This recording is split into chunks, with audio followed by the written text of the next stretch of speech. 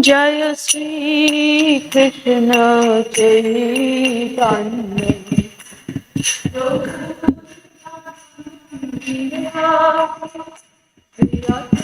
Gadadhar Srivasadi Gaura Bhakta Vrinda Jaya Sri Krishna Prabhu Nityananda Shri Advaita Gadadhar Srivasadi Jaya Sri Krishna Chaitanya Prabhu Nityananda Shri Advaita Gadadhar Srivasadi Gaura Bhakta Vrinda Jai Sri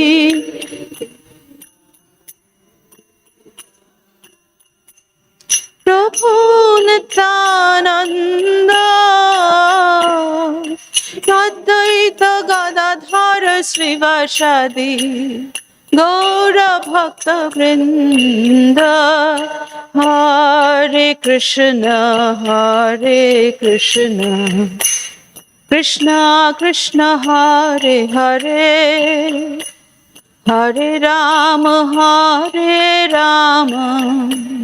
Rama Rama Hare Hare Hare Krishna Krishna Krishna Hare Hare Rama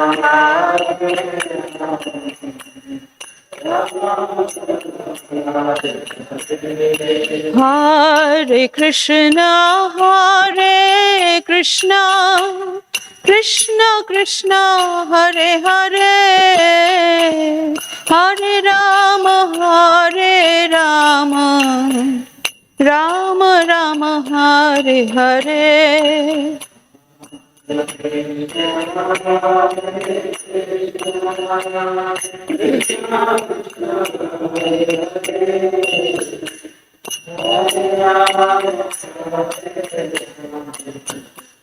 Rama Rama Hare Hare Jaya Radha Syamasundar Radha Syamasundar Shri Radhe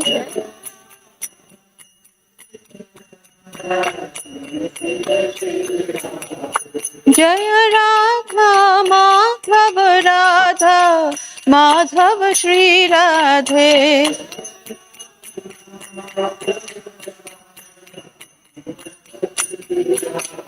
Jaya Gauranitai Jaya Gauranitai Gauranitai Jaya Gauranitai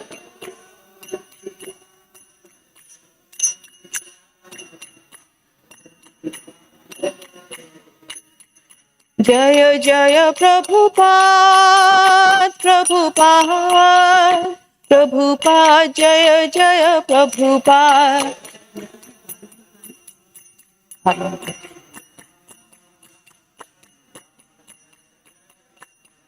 Jaya Jaya Gurudev Gurudev Gurudev Jaya Jaya Gurudev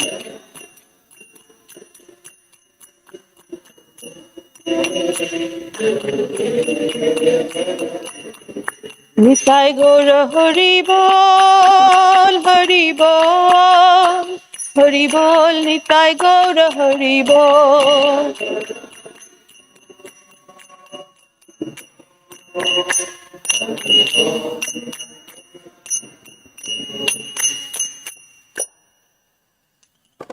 Om Vishnupad Paramahamsa Harivedikacharya Astacharasatasi Srimad His Divine Grace A.C. Bhakti Vedanta Swami Srila Prabhupada Ki Ananta Koti Vaishnavrinda ki, ISKCON founder Acharya Srila Prabhupada ki, Namacharya Srila Haridas Thakur ki, Prem se Kaho Shri Krishna Chaitanya Prabhu Nityananda Shri Advaita Gadadhar Shivasadi, Gaura Bhaktavrinda ki, Shri Shri Radha Syamasundar ki, Shri Shri Radha Madhava ki, Shrimad Gaur Hari ki, Gaur Premanandi. All glories to the assembled devotees, all glories to Shri Guru and Shri Gauranga.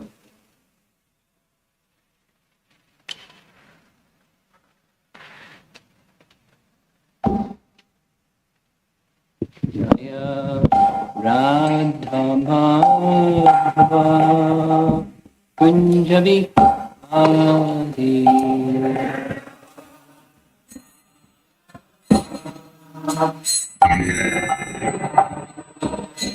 Jaya Radha Madhava Kunjabi Adi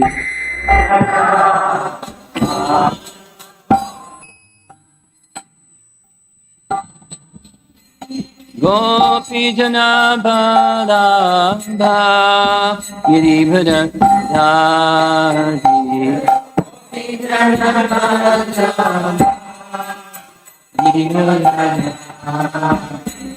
Gopi Jana Bala Girivara Dhari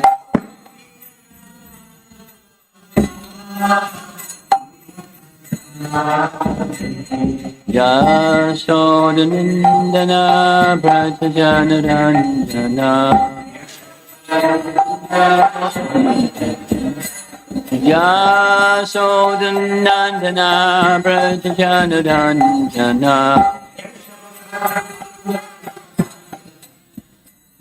Yamana Tiravana Chadi Jamana Tiravana Chadi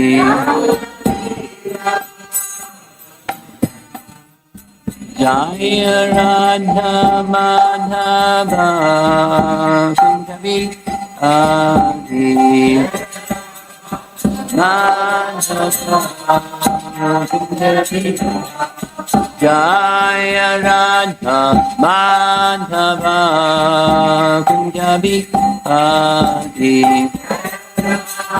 Madhava Kunjabi Adi Gopi Jana Badabha Girivara Dhari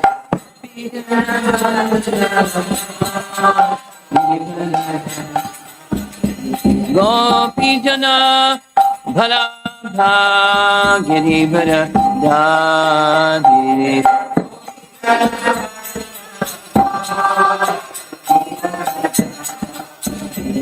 Yasodhanandana Bratajanarandana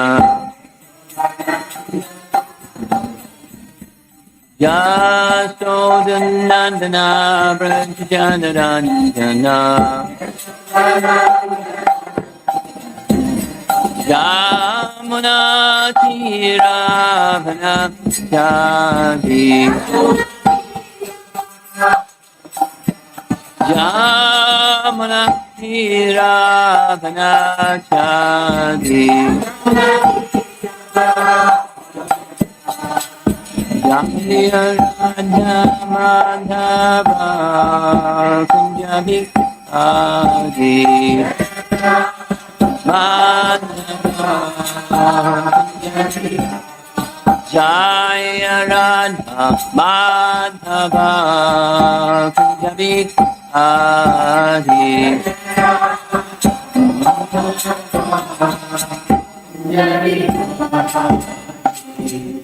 Jai Om Vishnupad Paramahamsa Parivajagacharya Astatarasata Srimad His Divine Grace Sri Bhaktivedanta Swami Srila Prabhupada ki Ananta Koti Vaishnavrinda ki Grantaraj Srimad Bhagavatam ki Gaur Premanandi.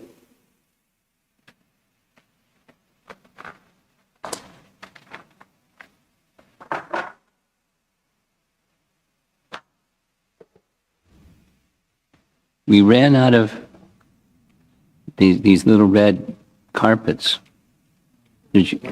Oh, there's a pile. Okay, there's the pile. Okay. I'm used to seeing it over there.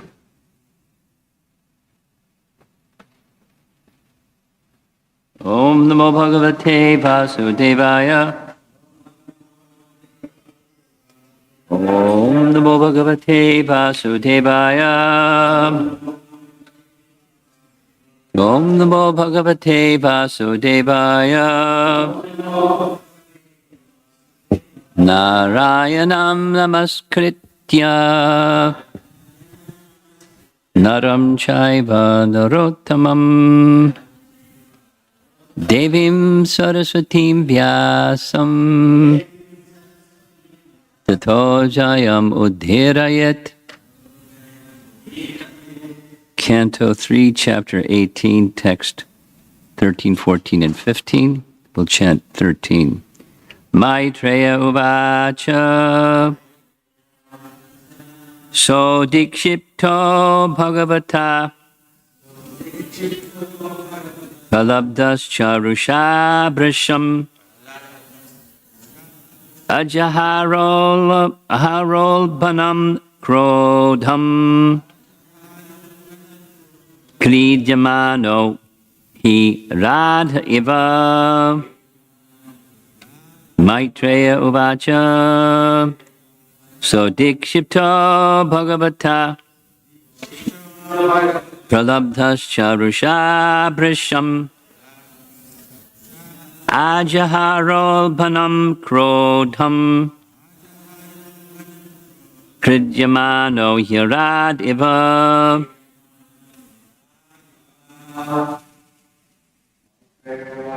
Maitreya Uvacha So Dikshito Bhagavata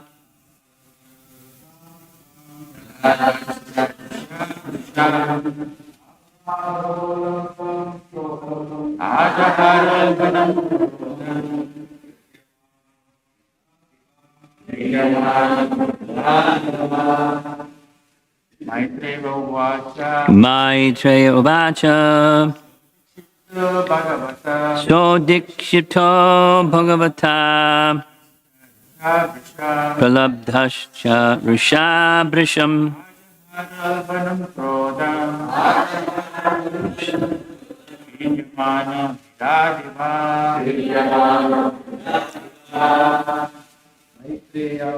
Maitreya Uvacha So Dikshito Bhagavata Pralabdhascha Rishabhrisham Ajaharopanam Nam Kridyamano Hyarad Iva Maitreya Uvacha So Dikshito Bhagavata Pralabdhascha Rishabhrisham Ajaharol Panam Krodham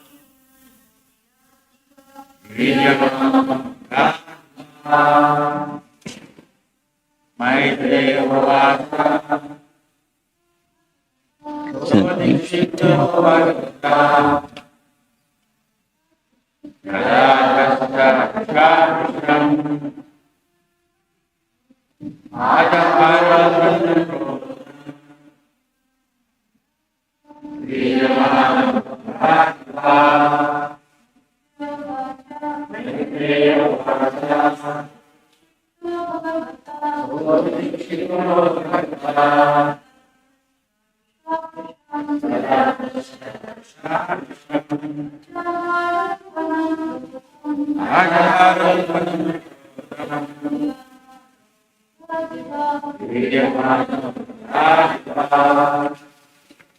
Sri Maitreya said,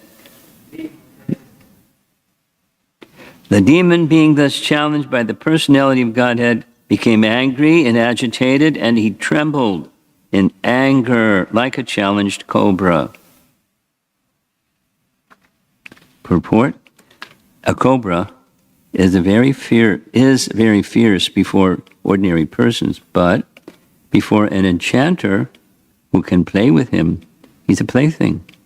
Similarly, a demon may be very powerful in his own domain, but before the Lord he is insignificant.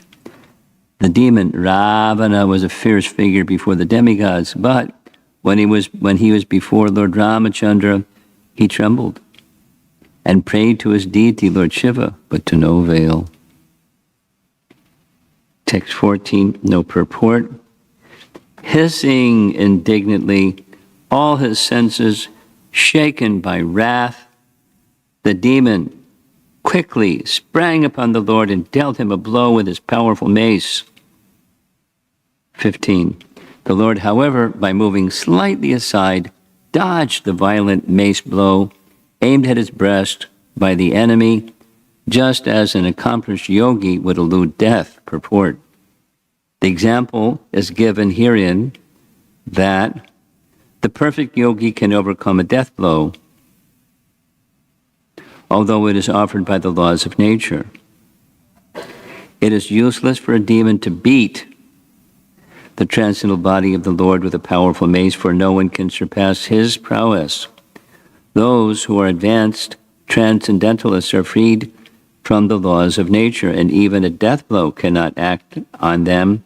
Superficially, it may be seen that a yogi is attacked by a death blow, but by the grace of the Lord, he can overcome many such attacks for the service of the Lord. As the Lord exists by his own independent prowess, by the grace of the Lord, the devotees also exist for his service.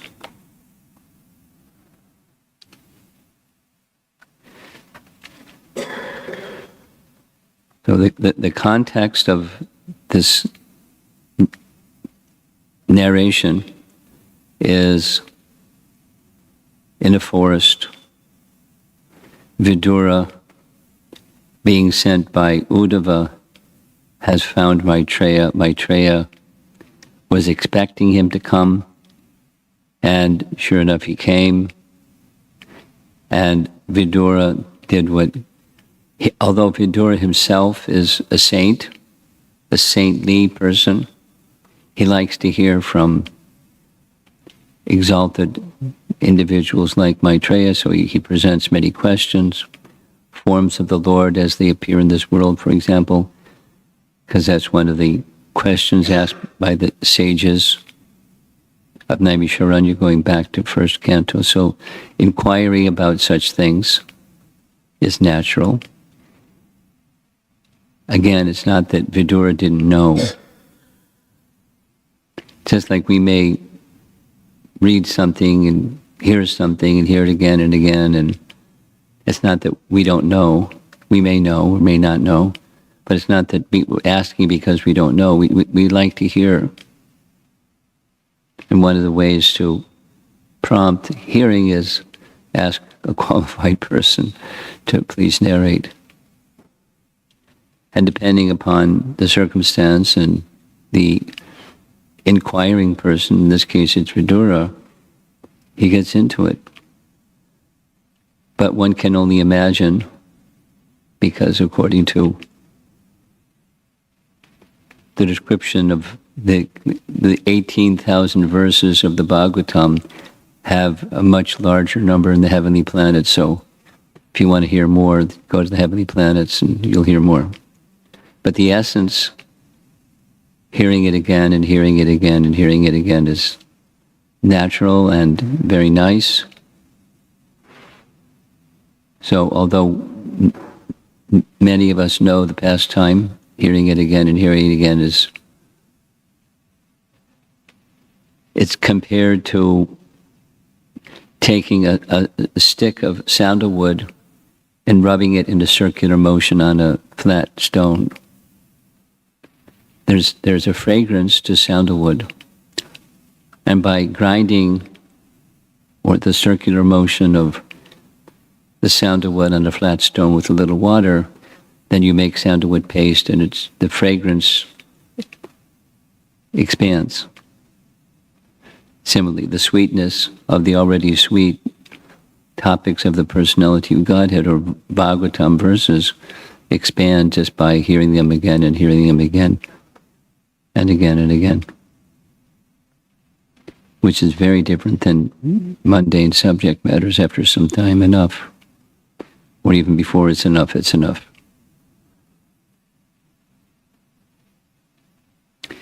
So Maitreya is speaking, and he's being responsive to an earlier question from the previous chapter, because the beginning of this chapter is a continuation of this whole history. And now the focus is on after Lord Varaha has spoken insulting words, then the purpose was achieved. You know, he felt insulted. And he was insulted, but he felt, as he's not a transcendentalist. You say insulting words to a transcendentalist, doesn't matter, because that came before. Hiranyaksha was saying insulting words. And then, you know, as we already discussed, he felt something, he didn't feel something, he felt something, he didn't feel something. Certainly not a material feeling. So then comes, well, what kind of feeling? Then is it transcendental anger? What's a transcendental anger?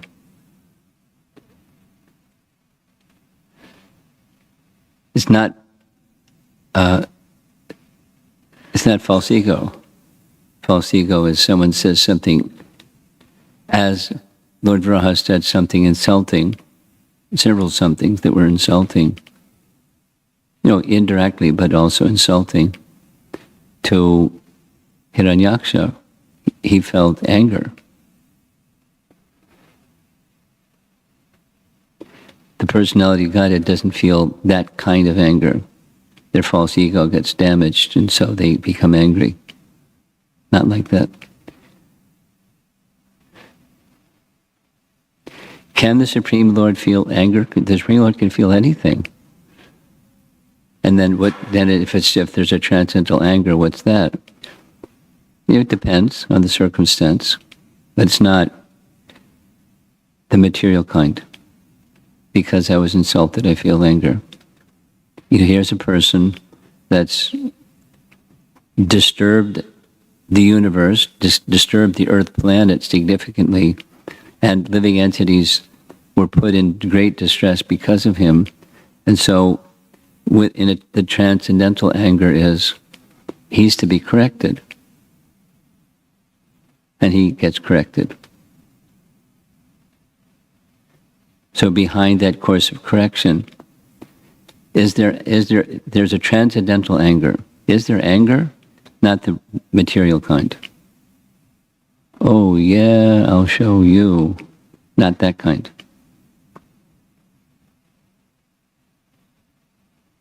He keeps order within the universe.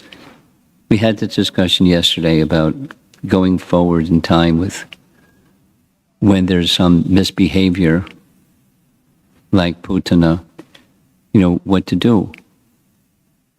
So there some recourse is to be exercised, and you know, it depends on the circumstance and one's qualification, how one exercises, or who does the exercising.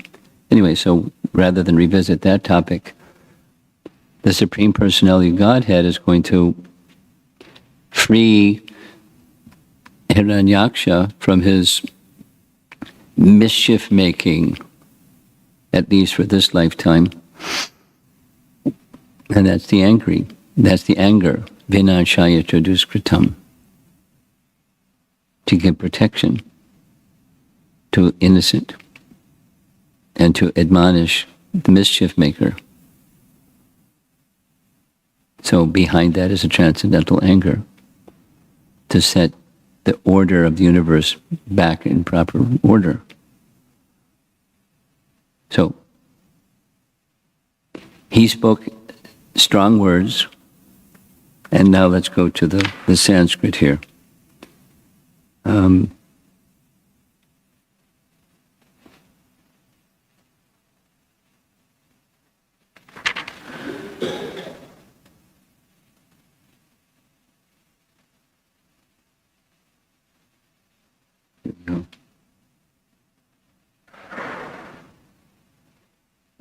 In the translation of the sentence, it says, in the translation below, the demon being thus challenged by the personality of Godhead, but the Sanskrit says, Adi Shiptaha. He insulted him. He challenged him. He insulted him. There was a challenge. And it was purposeful, is to inspire a battle. To finish him. And then his fun of doing battle with a powerful, very powerful demon. So challenged.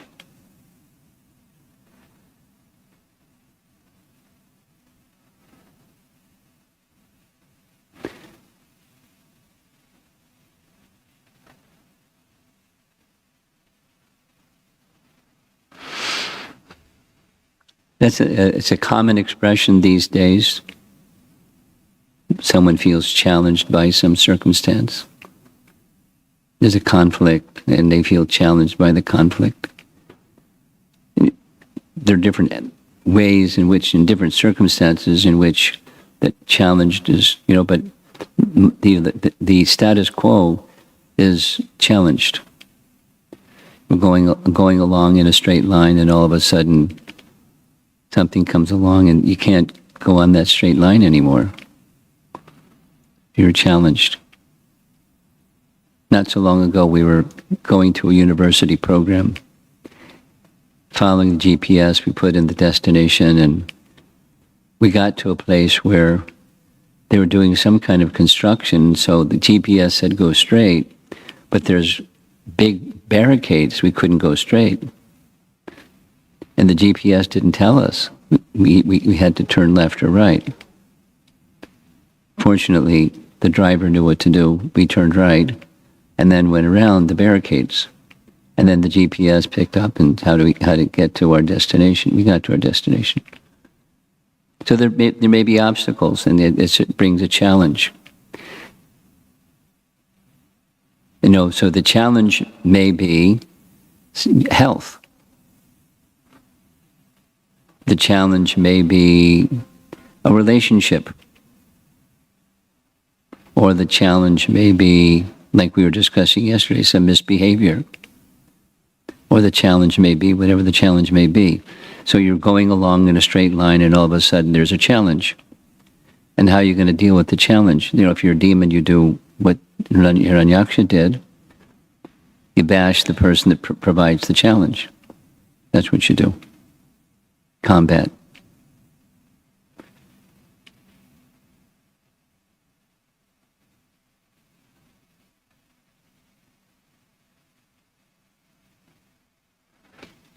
And devotees likely may have combat as the challenge, but it's not coming from the same places.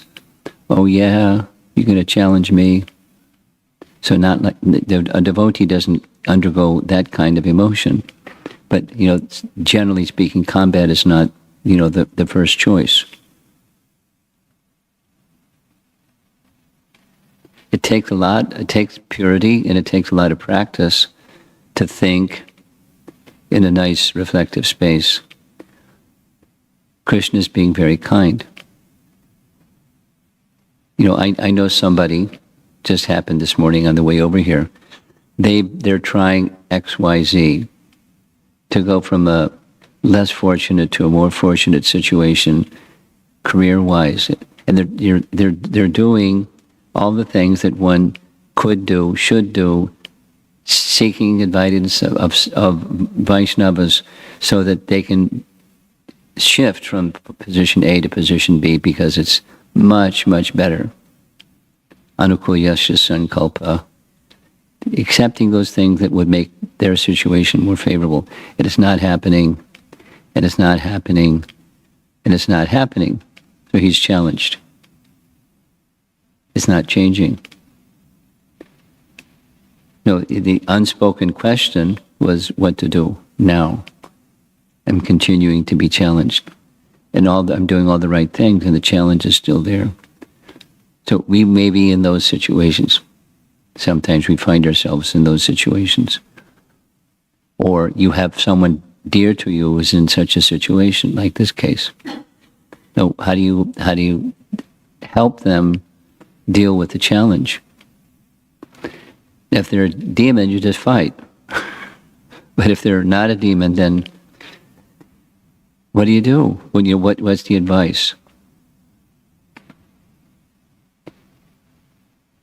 So, if you want to go, like we wanted to go to this program, this university program, and we didn't, when we reached the roadblock, big wooden, big signs, the thing was blockaded. They were doing some construction just on the other side. We didn't know how many blocks or how long.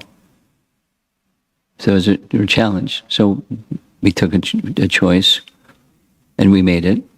Just went around the construction to the other side, and we made it. So continue one option.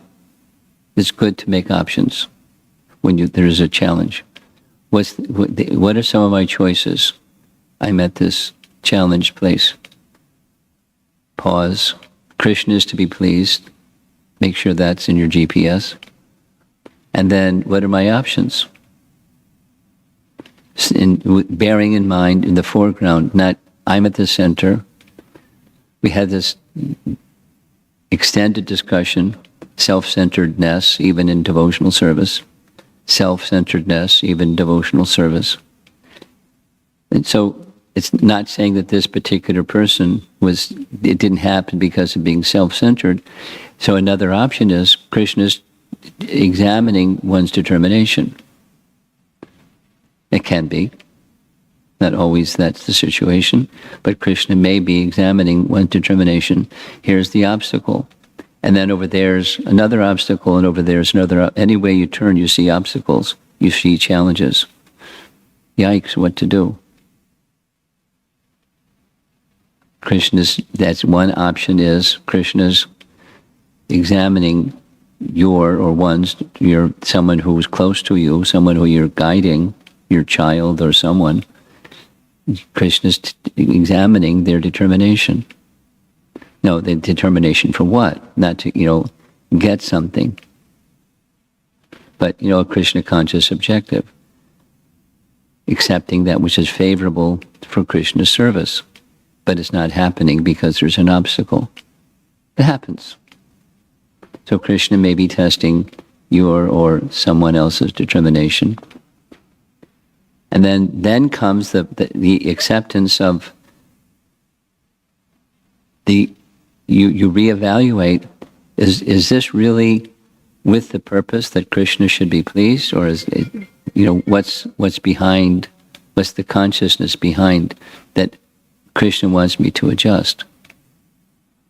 And if you go through all those procedures, then you just remain patient. Utsahanishchayat dharyat.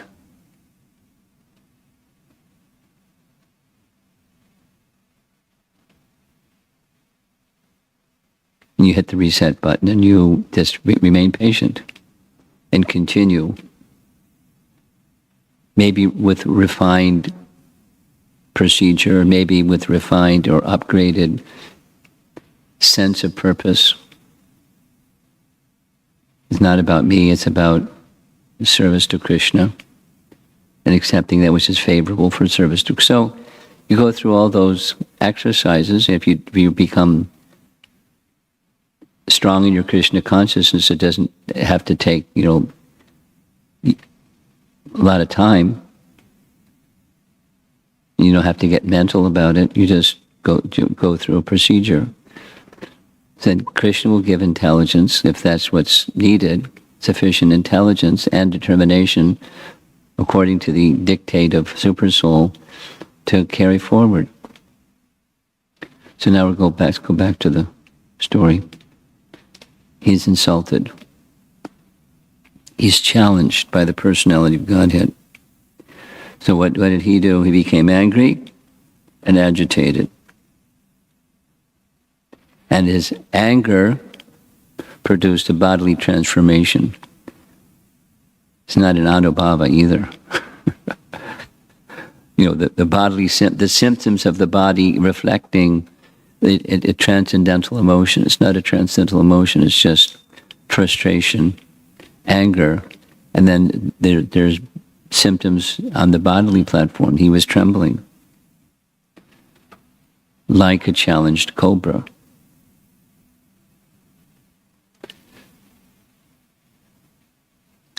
Then Prabhupada's purport. For cobras are dangerous. But for a snake charmer, there's no fear. So the personality of Godhead certainly had no fear. But it's like, supposing we're not the personality of Godhead, then here comes a cobra-like person or cobra-like situation.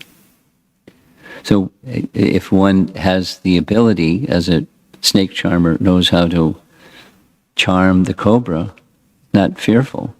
The hoods are raised, the tongue is going, whatever sounds they make, who knows, or a rattlesnake, but they remain fearless. The snake charmer in the face of a cobra. So if you're not a snake charmer, you better watch out. Don't mess with cobras. But the personality of Godhead is not intimidated by his hissing and his anger. He did what he did to provoke his anger, and sure enough it worked, because the anger is needed before there's a fight. So the transcendental anger of the personality of Godhead, in contrast, the anger of Hiranyaksha, cobra-like Hiranyaksha, hissing indignantly, all his senses shaken by wrath. Then he jumped into action. He had a powerful mace. He swung his mace at the chest of the Lord to smash Lord Varaha in the chest. He just quickly moved to the side, so he missed him. Dodged the violent mace blow aimed at his breast by the enemy, just as an accomplished yogi would elude death. Then, the conversation moves from what the Supreme Personality of Godhead did to what a devotee might do. But if Prabhupada was dealt some death blows,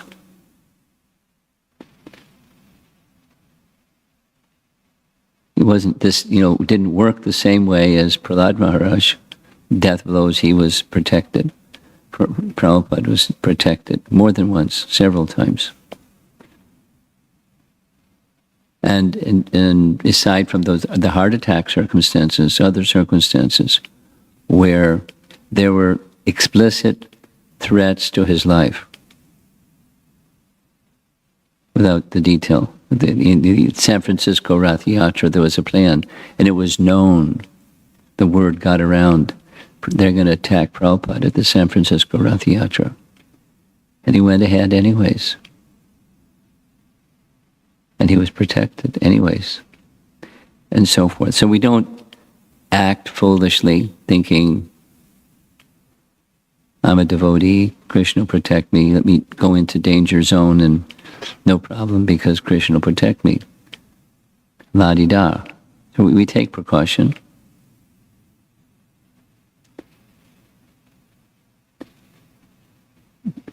At the same time, that fearlessness is there because of knowing that Krishna is one's protector. One of the symptoms of surrender. The Lord is my protector.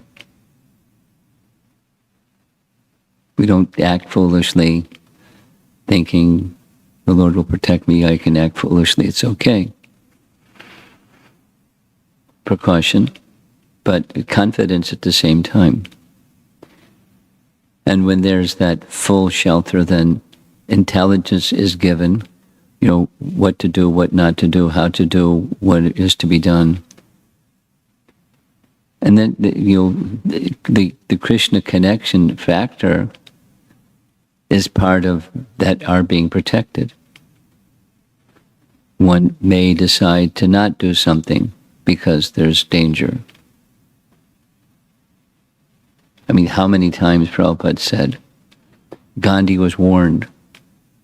Mr. Patel told him, there's talk. Your life is being threatened. He went anyways and got shot. So, great soul, but he got shot. So, it's not because he got shot that proves that he's not an elevated soul. It's just,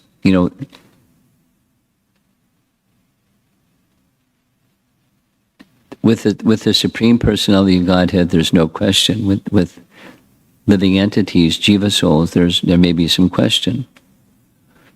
What's to be done? What's not to be done? What's the place of safety? What's the place of not going out on the limb, waiting till you hear the limb start to crack and then run back for the trunk of the tree? Prabhupada said this on more than one occasion. You Western boys and girls, you take some pleasure from going out on a limb and waiting for that moment where the sound of the cracking limb, and then you run quickly, rush back to the trunk. Don't take such risks. Don't be foolish. So then, finally it comes to Super Soul giving intelligence, do this and don't do that. So in this way, by truly taking shelter of Krishna, one will be inspired by Krishna what to do, what not to do, when to take risk, when not to take risk. And if you don't have sufficient intelligence, better to be safe. At the same time, living in the material world, there's risk. Get in your car and travel to wherever you're going, and ask Shatarupa. Her car got a fat lip. Where is she? In the kitchen. Okay. She, going somewhere in the rain, and all of a sudden the cars in front of her stopped, and she slammed on the brakes, and the car slid and rammed into the back of the car in front of her. Not like she's, a wild driver, but accidents can happen. So we're taking risk.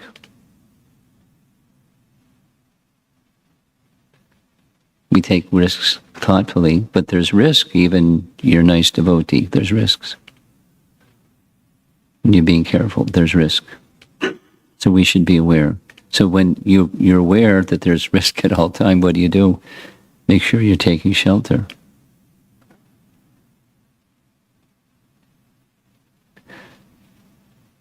I came across a quote that's I'm going to be thinking a lot about.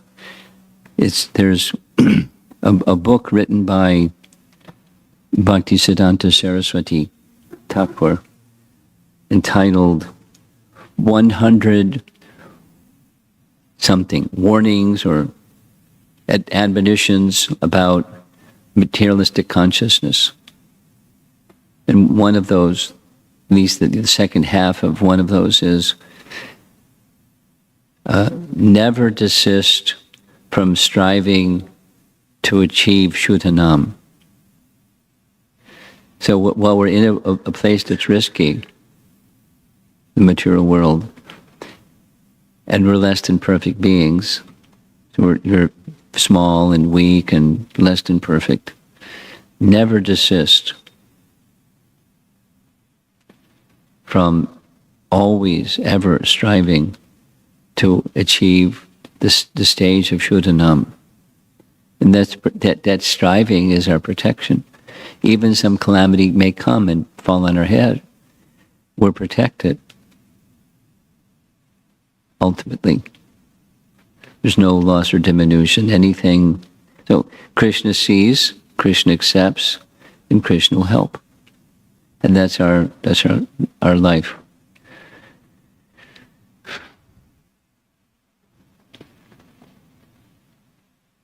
So I'm not going to be here tomorrow morning. Saturday morning. So someone's going to have to enjoy hearing the rest of the battle, and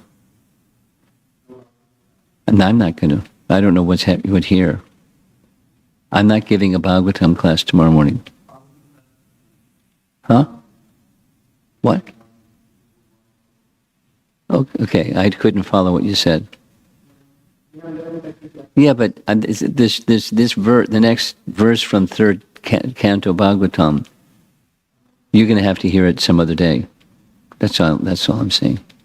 Stay tuned for the exciting battle between Hiranyaksha and the Lord Varaha. Discussion.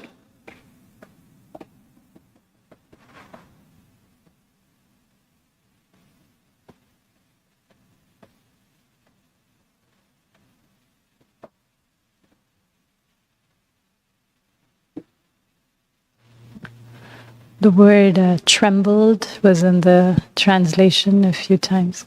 A little louder. Trembled. The word trembled was in the translation. He's trembling. Yeah, so bodily symptoms of emotion. Guru Maharaj, you were appreciating the word anukampa. Yeah. Tremble with. Yeah, that's a different kind. Yes. So just the stark contrast of how the Lord trembles too, but he trembles with our suffering and compassion for us. Yeah. And here this demon is trembling too. Yes, thank you for that. I was thinking of that when I was preparing for the class, but I got caught up in another topic. So yeah, he trembles also. There's transcendental anger, there's transcendental trembling. There's material anger, there's material trembling. The science, I've not studied it sufficiently, far from it, but when there's a strong emotion, corresponding to a strong emotion, there's something that manifests on the physical plane. So there's the bodily transformations that are symptoms of a transcendental emotion. For transcendental emotion, there's a transcendental symptom. Tears, trembling, and so forth. Then there's material. The material is a reflection of the spiritual.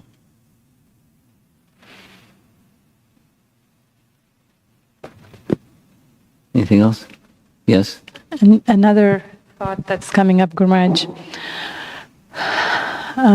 We understand from science that the human brain is wired for survival.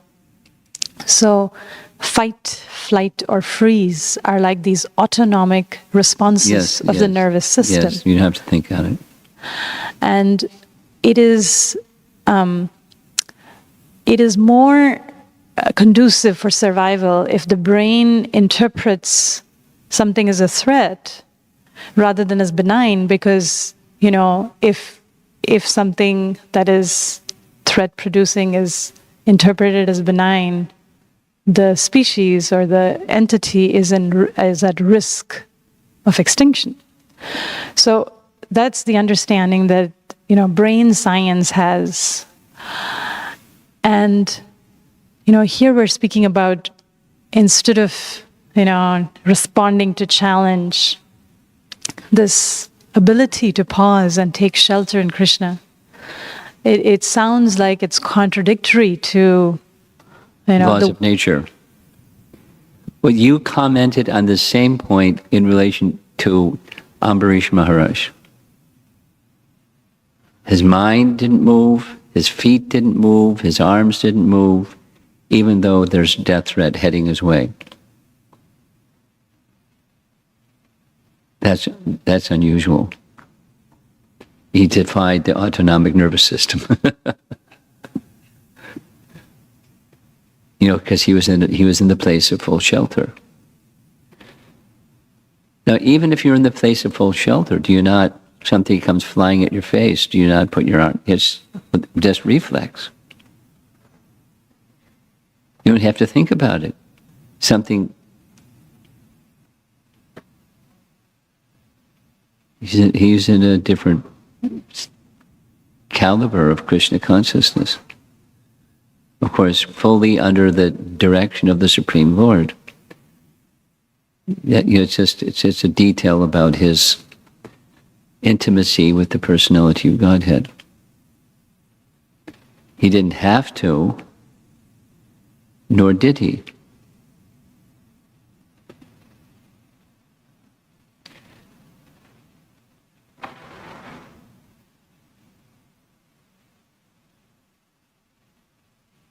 And going back to the context of this narration, explicitly, Varaha provoked the demon, knowing that the demon would respond the way that the demon responded. It was deliberate.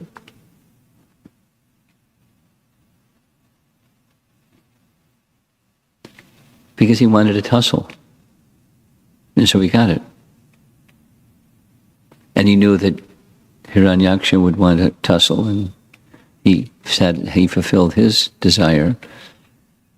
And then they had a tussle. And it goes on for a little bit until he finishes him.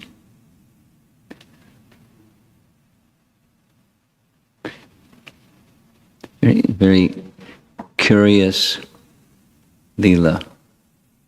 He enjoys. And fulfilling the desires of others while he enjoys. And then the demigods that are observing all this,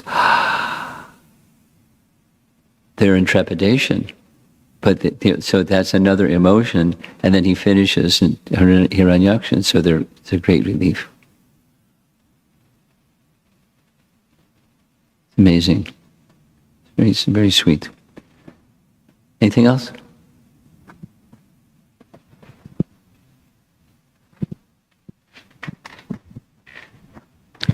Hare Krishna Maharaj. I had a question related to not something that we discussed today, but we discussed 2 days ago, and this was the Lord feeling hurt with the words. Maybe I misheard it. No, you didn't mishear. We had this discussion. Correct. And so my question is, the Lord understands that ultimately these are Jaya Vijaya, and these are his very intimate associates, and yet I understand this could be the drama aspect of it. Yeah. And so is that feeling just part of the dramatic pastimes? It's not like he's reading a script. Yeah.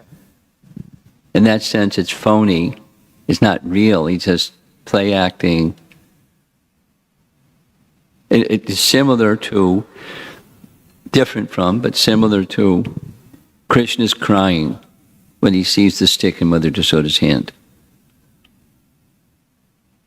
Queen Kunti says, how amazing. He who is the supreme controller is afraid of a little stick in Krishna's Mother Yasoda's hand, and he cries. So then the commentary is, it wasn't play acting. Okay, the script says I'm supposed to cry, so boo-hoo, I'm crying. He felt fear of the little stick, Lati, little stick, Mother Yasoda's hand. And she saw him crying, so she threw the stick away because she didn't want him to cry. It's just, he felt fear. To me, Kunti's saying, is most amazing. Now, that's Mother Yasoda, and it's different than the anger issue. But the whole thing is his Leela, and he we discussed this, he can move very freely from this emotion to that emotion, back to the first emotion, back to this next emotion, and he's not restricted. His feelings are not restricted. His actions are not. He's unrestricted, completely. So, what kind of anger was that anger? Well, you just give it a nice label and call it transcendental. And I spent some time in the beginning describing what might be ways that prompted that anger. Hiranyaksha, has caused a big disturbance for the universe and for the living entities on the Earth planet.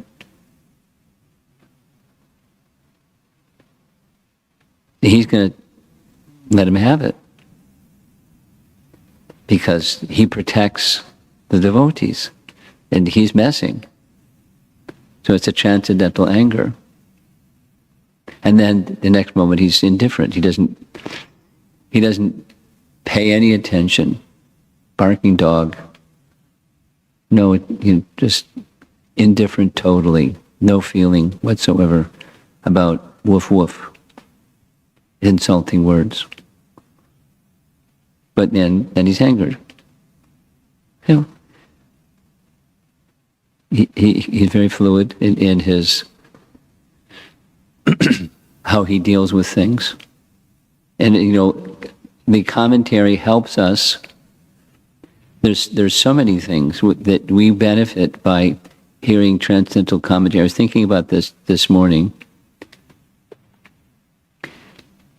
How would we know from the evening discussion of Putana, the third verse, where Shukadeva Goswami, is wanting to calm the emotion of Maharaj Parikshit? I wouldn't catch that if it wasn't for the commentary. What was he doing? What was his intention in speaking that verse? It's to calm the emotion that Maharaj Parikshit was feeling, hearing, Putana is entering Gokula.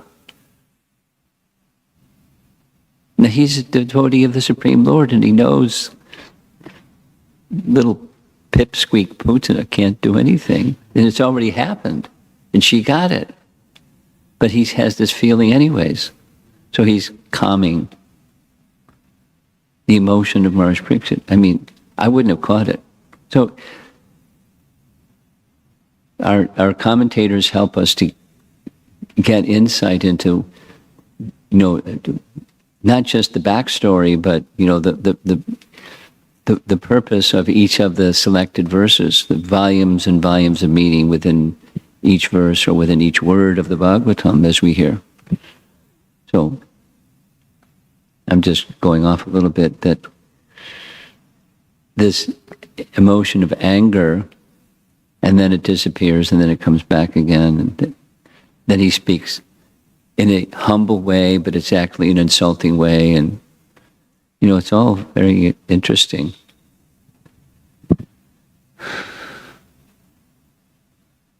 Okay. More? Okay.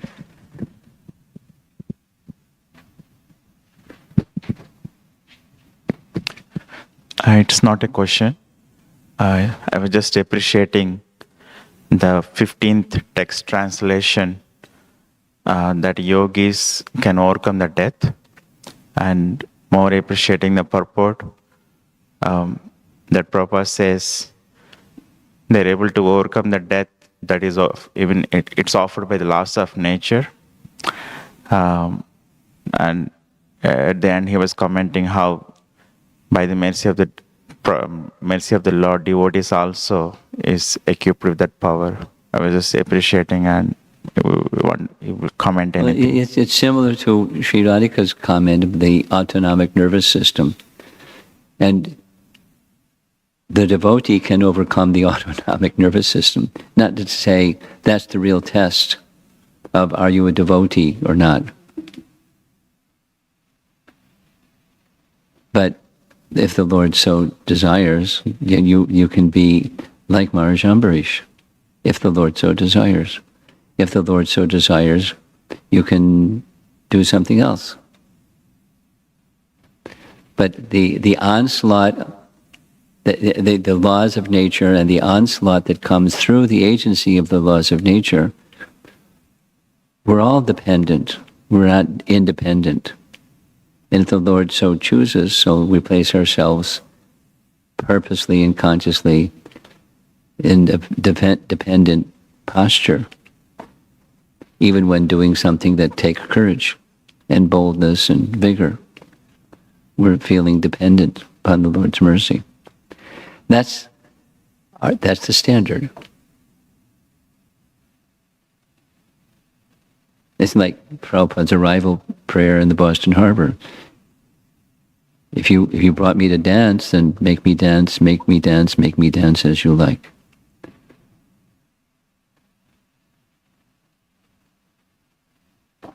Srila Prabhupada ki jai.